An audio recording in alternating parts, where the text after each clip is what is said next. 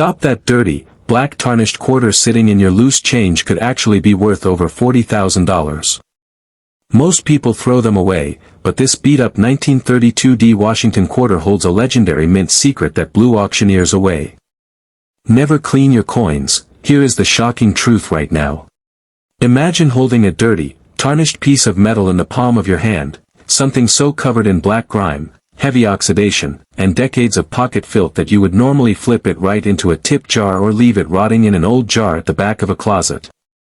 Now imagine discovering that very same beat-up, dirty quarter isn't worth 25 cents, but $150,000, $200,000, or even an astonishing $1.5 million on the high-stakes auction block. Welcome to the wildest treasure hunt in American history, where life-changing fortunes are hiding right under our noses disguised as worthless pocket change. Today, we are opening the vault on one of the most mysterious, legendary, and insanely valuable coins ever minted in the United States, the mythical 1932 Washington quarter, featuring the elusive ultra-rare small-date hub anomalies and copper-off-metal transitional era varieties that drive elite coin collectors and millionaires into absolute bidding wars.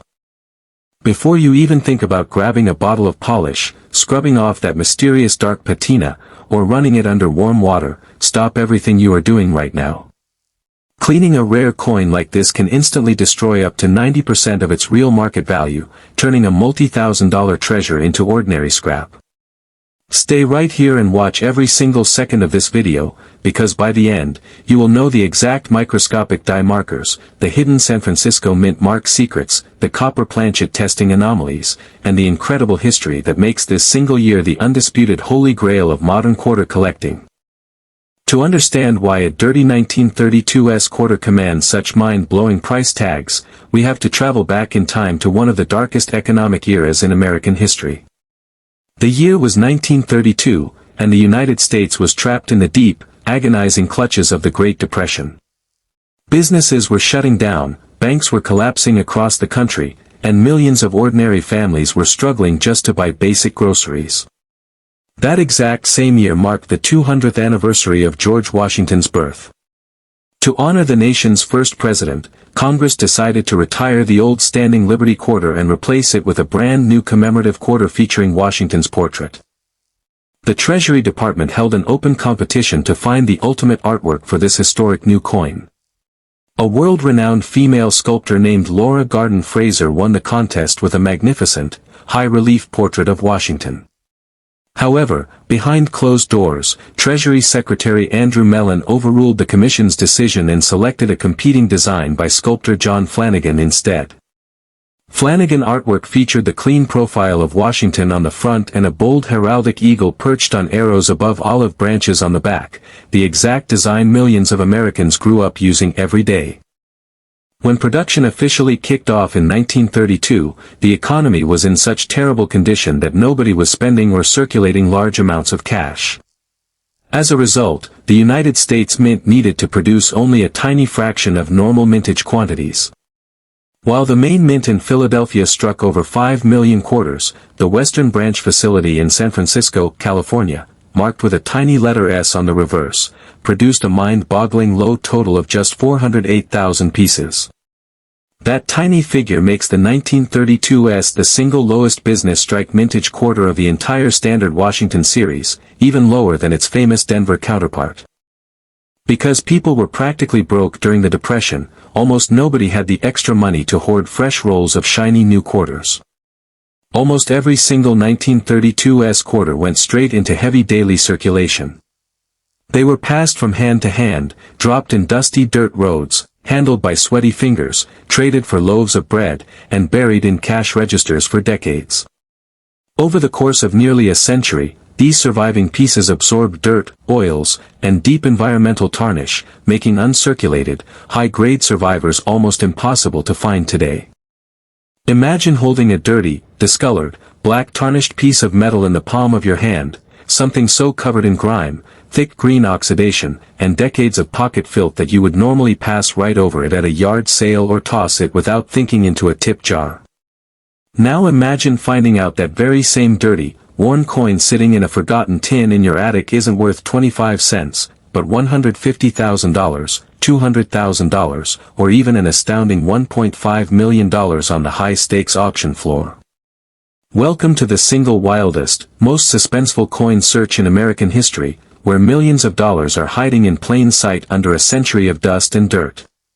Today, we are unlocking the dark, mysterious, and unbelievable story behind the mythical 1932 Washington quarter, specifically the ultra-rare small-date hub anomalies, off-metal copper planchet transitional errors, and experimental strike varieties that drive major coin dealers, billionaire investors, and elite collectors into high-stakes bidding wars. Before you even think about grabbing a bottle of polish, scrubbing off that dark tarnish, or washing that dirty coin under warm tap water, stop everything you are doing right now. Cleaning a rare coin like this can instantly erase 90% of its true market value, destroying a life-changing fortune in a matter of seconds. Stay right here and listen to every word of this script from start to finish, because by the end, you will know the precise microscopic die markers, the secret mint mark locations, the copper planchet testing anomalies, and the history that makes 1932 the holy grail of modern pocket change searching. To understand why a dirty 1932 quarter can command mind-boggling price tags, we have to travel back nearly a century to one of the most turbulent periods in modern history.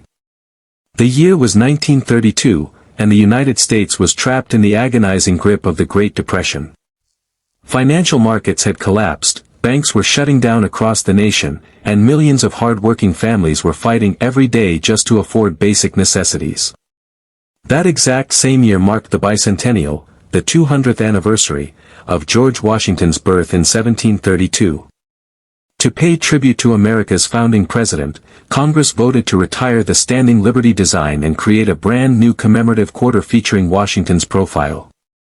A national design competition was held to choose the artwork for this historic silver coin. A world-renowned sculptor named Laura Garden Fraser submitted a stunning, high-relief portrait that unanimously won the official Fine Arts Commission competition. However, behind closed doors, Treasury Secretary Andrew Mellon overruled the commission's decision and selected a competing design created by sculptor John Flanagan. Flanagan artwork showcased a classic profile of George Washington on the obverse front, paired with a fierce heraldic eagle resting on a bundle of arrows flanked by olive branches on the reverse back.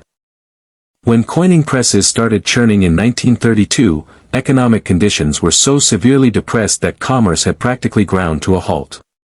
Nobody was spending large sums of cash, meaning banks and local businesses simply didn't need millions of fresh new coins in circulation.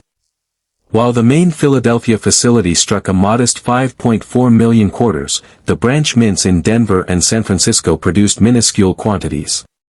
Denver struck a mere 436,800 quarters, while San Francisco minted an even lower 408,000 pieces. These ultra-low production totals instantly made the 1932D and 1932 South issues the premier key dates of the entire Washington quarter series. Because ordinary citizens were financially strained during the Depression, virtually nobody had spare money to store away fresh rolls of shiny new quarters as investments. Almost every single 1932 quarter issued went directly into heavy daily circulation. They were passed from person to person, tossed into cash drawers, dropped in dirt streets, handled by sweaty hands, and spent on bread and soup. Over nearly 100 years, these quarters accumulated heavy layers of grime, dark environmental toning, skin oils, and deep patina. Finding an original, unclean survivor today, especially one with hidden mint errors, is like finding a needle in 1,000 haystacks. This profound historical scarcity is where the mysterious, multi-million-dollar hunt truly begins. Out of the small original mintage numbers, numismatic researchers estimate that only a tiny fraction survive today in any condition. But what about the mysterious, ultra-rare off-specimen coins that surface in old estate sales, forgotten cigar boxes, and long-abandoned family coin jars? What transforms an old, dirty 1932 quarter from a couple $100s into an unbelievable six-figure or million-dollar payday? First, let's explore the mystery of the copper planchet off-metal strikes and transitional error theories. Standard 1932 Washington quarters were manufactured on silver planchets composed of 90% pure silver and 10% copper, engineered to weigh exactly 6.25 grams. However, during setup testing, experimental hub adjustments, and feeder mechanism trials inside United States Mint facilities, off-metal planchets occasionally slipped into the coining machinery. If an odd copper or bronze blank, intended for a Lincoln cent or a foreign contract coinage run, accidentally fed into the quarter press, the massive steel Washington quarter dies slammed down directly onto pure copper metal.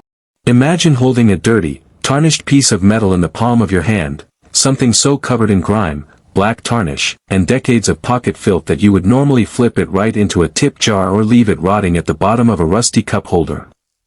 Now imagine finding out that very same dirty coin isn't worth 25 cents, but $150,000, $200,000, or even an astonishing $1.5 million on the high-stakes auction block. Welcome to the wildest treasure hunt in American history, where the ultimate prize is hiding in plain sight under a century of dirt. Today, we are cracking open the dark, mysterious, and downright unbelievable world of the legendary 1932 Washington quarter, and more specifically, the mythical, ultra-rare small-date copper and off-metal transitional era varieties that make high-stakes coin collectors and millionaires lose their absolute minds. Before you even think about grabbing a bottle of polish or scrubbing off that mysterious dark patina, stop everything you are doing. Wiping away that old, dirty surface can instantly destroy 90% of the coin's real market value, turning a life-changing fortune into an ordinary silver trinket. Stay right here, because by the end of this script, you will know the exact microscopic die markers, the hidden mint mark secrets, the copper planchet anomalies, and the history that makes this single year the holy grail of modern pocket change. To understand why a dirty 1932 quarter commands such insane price tags, you have to travel back in time to one of the darkest periods in American history. The year was 1932, and the United States was trapped in the crushing jaws of the Great Depression. Businesses were failing, banks were collapsing, and millions of ordinary citizens were struggling just to put food on the table. That very same year marked the 200th anniversary of George Washington's birth. To honor the father of the country, Congress decided to replace the old standing Liberty quarter with a brand new commemorative design featuring the portrait of George Washington. The Treasury Department launched a nationwide competition to find the perfect artwork for this historic new coin. A legendary female sculptor named Laura Garden Fraser won the official contest with a stunning, majestic portrait. But behind closed doors, Treasury Secretary Andrew Mellon vetoed her winning entry and chose a design by sculptor John Flanagan instead. Flanagan's design gave us the iconic profile of Washington on the front and a fierce heraldic eagle perched on arrows over olive branches on the back. When production began in 1932, the economy was in such terrible condition that nobody was spending money, meaning the United States Mint didn't need to produce millions upon millions of coins. While the main mint facility in Philadelphia produced over 5 million quarters, the branch mint in Denver, Colorado, marked with a tiny letter D on the reverse, struck a total of only 436,800 pieces. That tiny mintage makes the 1932 the single lowest business strike mintage quarter of the entire Standard Washington series alongside its sister key date, the 1932s. Because people were broke during the Depression, hardly anyone saved these coins in uncirculated condition. Almost every single 1932 quarter was tossed right into circulation, passing through thousands of hands, buying loaves of bread, getting dropped in the mud, and absorbing decades of grease and grime. This historical scarcity is where the true mystery begins. Out of those original 436,800 quarters, numismatic experts estimate that only a microscopic fraction survive today in top-tier grades. But what about the strange, mysterious off-specimen pieces that pop up in estate sales and family heirlooms? What makes a dirty 1932 quarter jump from a few $100s to a $250,000 or even $1 million headline? First, let's explore the mystery of the copper planchet and transitional error theories. Standard 1932 Washington quarters were struck on blanks made of 90% silver and 10% copper, weighing 6.25 grams. However, inside the minting rooms during testing and experimental strikes, transitional planchets, off-metal errors, and experimental trial strikes occasionally occurred. When an odd copper or experimental blank gets accidentally fed into the coining press, a quarter is stamped onto pure copper or bronze metal intended for cents or foreign contract planchets. Over 90 years, a copper-heavy or solid copper planchet doesn't shine like silver, it turns a dark, oily, dirty reddish-brown color. Uninformed holders often assume it's just a burned or ruined junk coin, unaware that off-metal errors on key date years represent the rarest mint mistakes in existence, fetching breathtaking sums at public auctions.